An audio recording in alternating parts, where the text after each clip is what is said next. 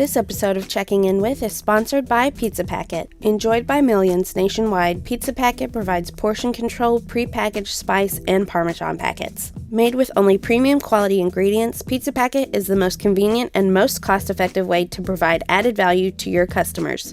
During these challenging times, every penny counts. Pizza Packet saves you time and money and is a much more hygienic and sanitary option over dirty shakers. Check out pizzapacket.com for all of your packaging needs. Hey, this is Denise Greer. I'm an executive editor here at Pizza Today, and I'm with Josh Keown, creative director at Pizza Today. Hey, Josh. Hey, how's it going, guys? And we are on the Zoom chat with Carmine Testa of Carmine's Pizza Factory in Jersey City. How's it going, Carmine? Good morning, guys. How are you guys? Hey, first off, you just celebrated a big birthday, so happy from the birthday. Pizza Today staff, happy birthday.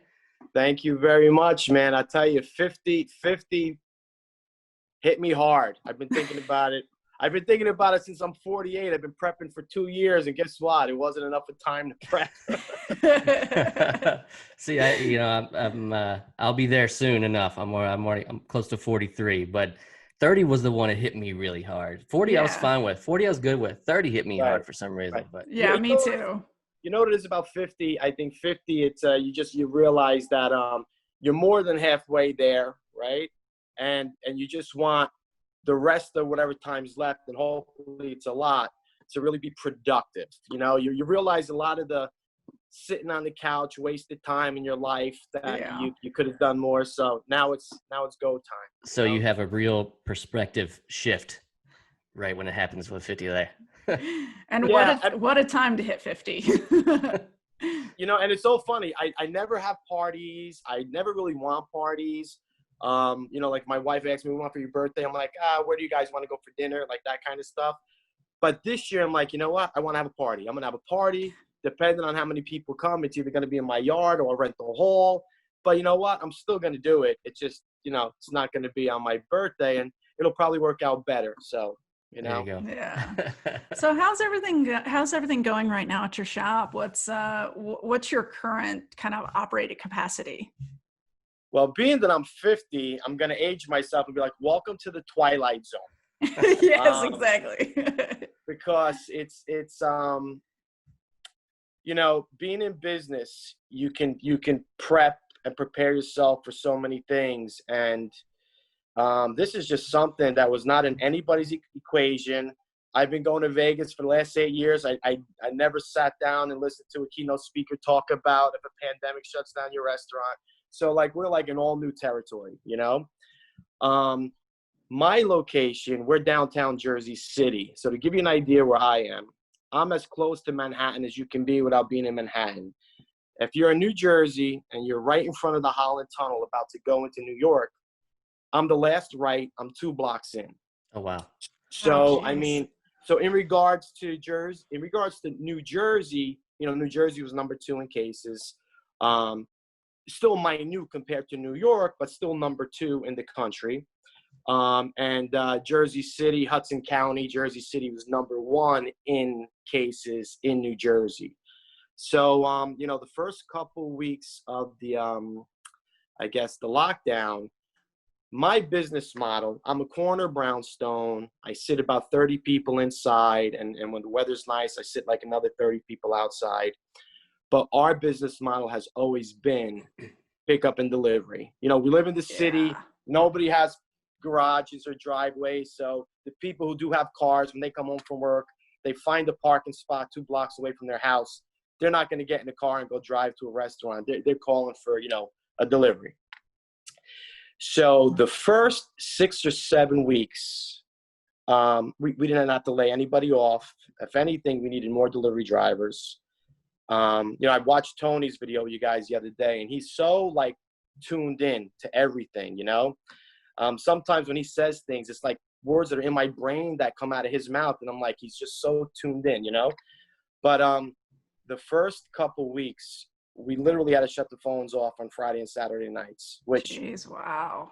Yeah, I'm hearing across the board. Friday nights were insane for everybody. Super Bowl every Friday night. That's a perfect example. Halloween or Super Bowl, those are your 2 busiest days of the year in the pizza business. So our phones would start at 3:30, which was already earlier. Normally it'd be about 5. So they're starting to come in at 3:30. And then by 6 o'clock, you're getting to the point where you're starting to lose control. By 7, you can't even hang the tickets up anymore because you're getting tickets in 3s and 4s, and there's no room. So you have to make certain piles and make sure you're not confusing the oldest order with the newest order. You want to make sure you're making the product, the pizzas, the way the orders are coming in. With that being said, the first 6 or 7 weeks were really, really nuts. I'm never happy to make money on other people's misfortune, and I really mean that, you know. So it's a sad situation on why the phones are ringing so much, because you realize other people who have restaurants are not in a lucky position, because that's really all it comes down to. The difference between me and, say, someone with a sit-down place is just luck. Just the business model is different, you know. So I feel bad for all my pizza family and even people that I don't know that they're going through this stuff. But at the same time, we still want to continue to give our customers the best possible service that we can give them in the craziest time ever. So with that being said, those 6-7 weeks were like crazy. Our numbers were up, of course. In the last 3 weeks, what's going on is that I think in the second round of funding, the payroll protection money, a lot of restaurants have had those 2 months to that closed. They had a lot of time to gear up. Some of them who weren't really geared towards delivery, maybe created a smaller menu. So now what you have is everybody's open, but everybody's delivering. So now there's actually more competition in the delivery business. And I think for a while, if not forever, that's going to be the new norm. The delivery business is going to be probably the most income most restaurants make for a while. So you just kind of got to, stay on your game and keep doing what you're doing and be creative. And I see one of the things right now that a lot of people are doing, including myself, because as much experience as you think you have, you can always learn. You know what I mean? Oh, yeah. So these POS systems that everybody has in their restaurants, I've always considered an overpriced cash register. But then when you realize, well, you're the idiot, meaning me, I'm the idiot, because I'm just not using it right. There's so much information on there. I can pull out lists from my customers, who hasn't called me in 3 months, in 6 months. Whatever list I want to create, I can create out of there. So I think a lot of us are, and if not, should be really focusing on getting in contact with our customers. It's great to get new customers. We should try to always get new customers, but really focus on going after the customers we have already. And really, another part of this conversation is really starting to eliminate those third-party companies, because as busy as we were, and we had to take the phones off the hook and stuff, I've never seen so much Grubhub and Uber Eats in my life. I mean, it was completely insane, and we really have to work hard if we want to survive in this new norm, because what is the new norm? The new norm is going to be different for everybody. Tony's new norm is going to be different from my new norm. Yeah. We're going to have some similarities in what we need to do, but we all have to adapt to our environment, and we know what our environment is, Yeah. And unfortunately, downtown Jersey City, third parties, specifically Grubhub, are dominant. So I can't just shut my Grubhub off. I wish I could. I just can't, because there have been times where, maybe we're offline by accident, that we don't shut it off, on purpose, and the orders completely stop coming in. And it's not like customers are calling you saying, oh, I tried to get you on Grubhub, you're not there, so I'm going to order with you direct.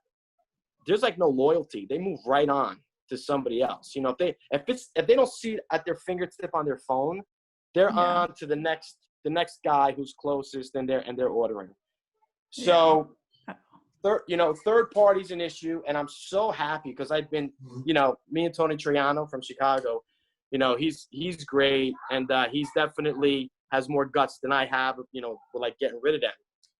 But with that being said, I'm happy that they're starting to get exposed, and people are starting to get educated on wow, there's a fee behind this. Because when Uber was created, right? Uber was, and I'm not talking about Uber Eats, I'm talking about Uber, right? The driving, right? That's a great business model. It's a win-win-win for everybody. The person who needs a ride gets to save a little bit of money. The driver is basically employing himself and making money, and Uber's making money. That's a win-win-win. Now do something like Uber Eats. Well, the customer gets their food, it's a win. Uber Eats makes money, that's a win. The restaurants lose 30%. Are you kidding me? Last time I checked, we work on a 30% business model, profit model. So like, we're working for free basically for these companies. So with that being said, I think to move forward, and because deliveries are going to be such a big part of the future in our industry, we really got to figure out what we're going to do with these third-party companies, because they just eat too much of the profit. And that's really going to hurt people who, don't have as much revenue coming in because, they had maybe a little bit more sit down than delivery. So it's one of those things where that's something in the really near future we need to really tackle and unite and, renegotiate fees, because they're not going to go away completely, but we need to do something and get united. Yeah. Now, you have been really good about keeping your customers kind of updated and keeping them engaged, and even with your community. I saw you did an educational session with your local library. Could you tell us about what you were doing there to teach a pizza class? Yeah. So Jersey City Public Library has this great thing going on right now where every day they have different schedules, and it's like yoga, like in the morning, and they might have like a belly dancing. They're doing different creative stuff with kids, to keep everybody engaged. Everybody's in the same situation. Everybody's stuck at home, right? Yeah. So they approached me a couple weeks ago and said, I think the 16th of May is like, National Pizza Party Day, and how would you like to give us a pizza demonstrating class? So I'm like, yeah, absolutely. I would love to. So we got to do that.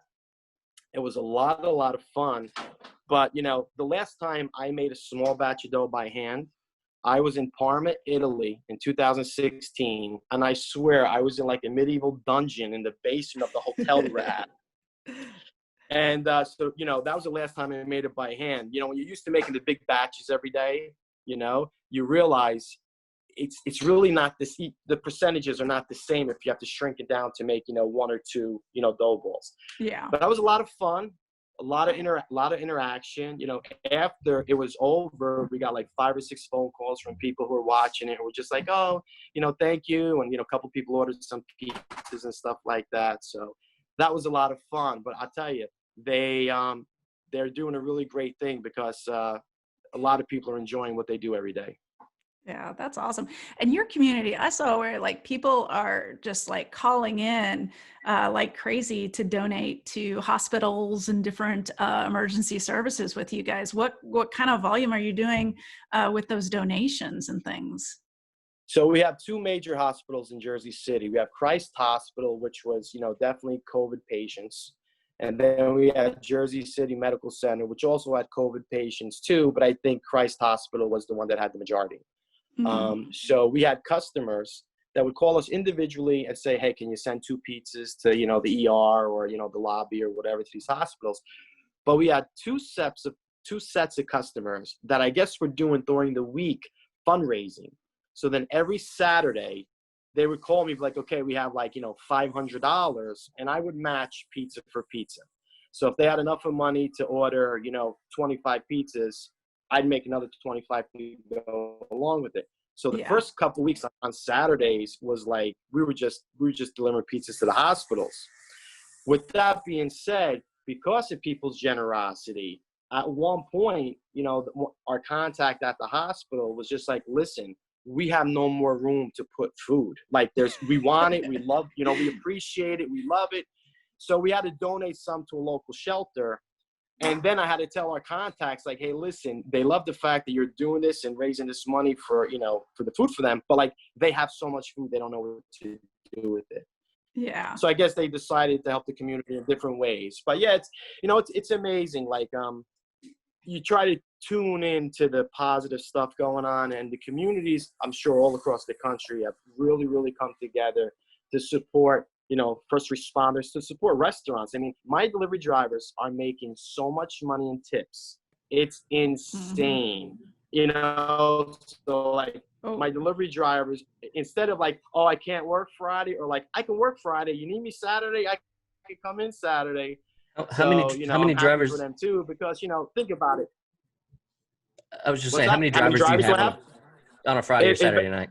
Okay, so like on a Friday night, I have between 7 and 8. On a Saturday, between 5 and 6. Those are my 2 busiest nights. Now, you got to understand, our delivery radius is only about 2 miles. Oh, wow. Because it's a congested city. You know what I mean? Yeah. So you know, I think it's time for me to actually get a couple scooters and get a couple of guys on the scooters, you know? Oh yeah, that's a great idea. So how are your kids doing? You know, they're part of the pizza family. Everybody loves watching our favorite dough tossers. How are they doing right now? Thank you. Everybody is doing really well. But if you follow me on social media, you know I speak the truth. I'm not one of these people that post stuff on social media that you're only going to see the good. I share everything with you, right? Yeah. So let me tell you how out of control my sons are, okay? Let me tell you, okay? The first couple weeks when they postponed school, we kept them on a pretty good schedule. Maybe they were going to bed an hour later, but, you know, you want to prep them to go back because you don't know. They might have to go back next week or 2 weeks. We didn't see in the future that this was going to be, you know, no school until next September. At this point now, I've given up. My sons play video games till 4 o'clock in the morning. They scare me because they scream in their headsets because somebody shot them, you know, like, you know, if they're playing like a video game. And so it's challenging right now because they go to bed later, they sleep late. So their system is like really, you know, I think they're ready to like buy a bar restaurant. Like that's the kind of like lifestyle they have right now. Sleep all day, get up at 3, 4 o'clock, eat breakfast, and then, you know, off to the races. But what are you going to do right now? Like, how can I, you know, I wish they would go to bed earlier, but the truth is, like, every parent that I talk to, we all have the same problem. You have some of those parents like, oh, not my Johnny. He's in bed at 10 every day. BS. Your Johnny was playing with my son till 3 o'clock in the morning last night. Maybe you didn't know that, but I heard him. You They're know? still practicing though, right? They're still practicing their dough tossing. Thankfully, I have it. Thankfully, I have a 2-year-old, so he's still going to bed at a decent time. But I tell you, through the day though, it's a circus. It's life balance. Challenging because, especially because my daughter, she's 8, and, you know, Chloe, she has autism. So I would say it's affected her differently than the boys. For the longest time, she was on her schedule. You know, like even me, I find myself sleeping an hour later in the morning because I don't have to get up at 6:30, 7 o'clock, get them ready for school. But, you know, my daughter, she stayed on the schedule for a while, but the last couple of weeks, it's like she's dragging because she's done playing with her toys. She's done with the cartoons. There's only so many times you can color and, you know, paint. So now every day she starts at about 5 o'clock. Okay, mommy, daddy, let's go for a ride. And we have to drive around for an hour and a half. And as we get closer to the house, she'll be like, not yet, not going home, until she's ready to go home. And then we come home. So this is what we're doing now to, you know, to get through the day by day. But, you know, with the little ones, it's definitely more challenging than the big ones. Yeah. We'll get there. Absolutely. Hey, thanks so much for all your time today, Carmine. It's good to see that you guys are doing well. And well, this was a lot of fun. Hang in there until you know, New Jersey can get back to some semblance of whatever this regular life's going to be. Yeah. Well, I'm sure we're probably going to be last to fully reopen New York and New Jersey, but we're getting there. We're approaching phase 2. Thank you guys for this morning. I had a lot of fun, and wish you guys well. Stay healthy, and absolutely. Miss you guys. So hopefully you're going to see everybody in Atlantic City. Hopefully we'll see you in October. Yep, absolutely. All right. Take care. Tell Pete to keep my next trophy shiny. We'll do. Keep it shiny. All right? Okay, we'll do. Thanks. See you guys later. See ya. Bye-bye. Bye.